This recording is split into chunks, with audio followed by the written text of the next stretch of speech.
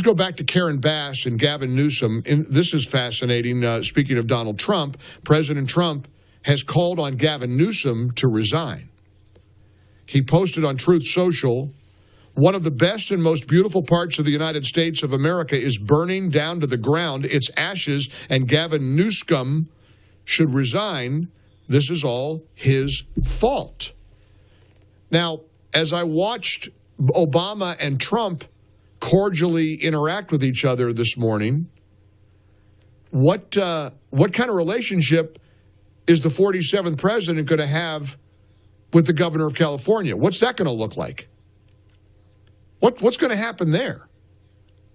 How does that even work? Because Newsom is going to rely on Trump's government to provide federal aid to the victims of the California wildfires.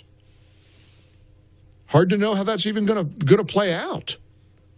Is Trump going to deny the aid? It's not the residents' fault, even if they voted for Newsom or Karen Bass. How about this Karen Bass? So she goes off to Ghana. And I heard today that she declared a national state of emergency for Los Angeles and then got on the plane to go participate in a political event over in Ghana. Then when the fires get bad, evidently they arranged for her to get on a military transport to rush her back to L.A.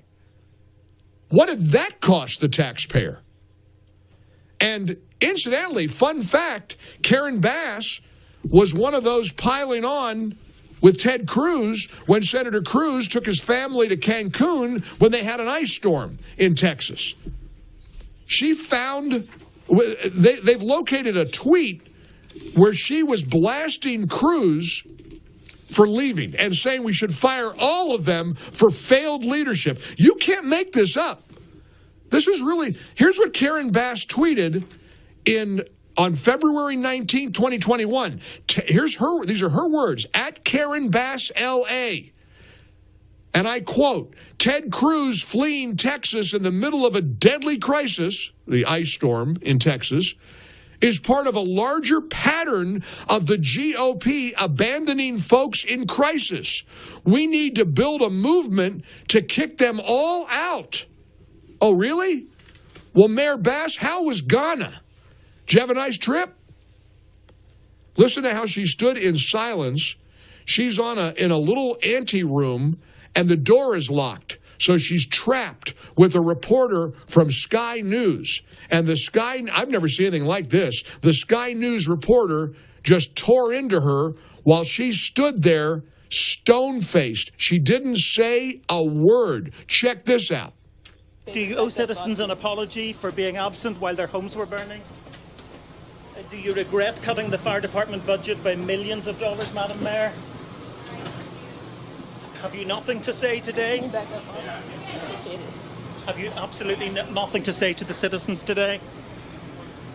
Elon Musk says that you're utterly incompetent. Are you considering your position? Madam Mayor, have you absolutely nothing to say to the citizens today who are dealing with this disaster?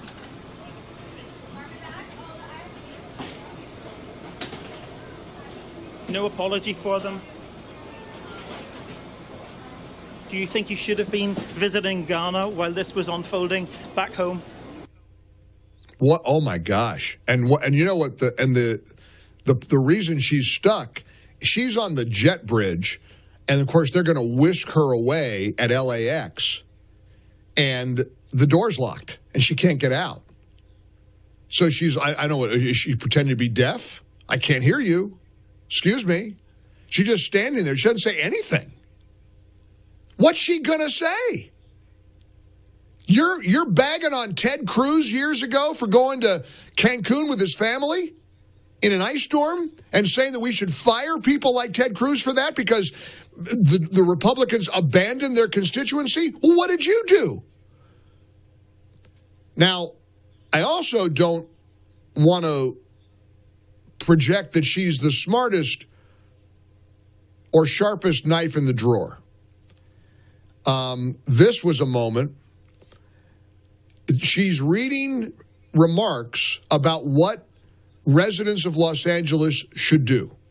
And, of course, the whole purpose is to give them a website, a URL, for aid, for assistance.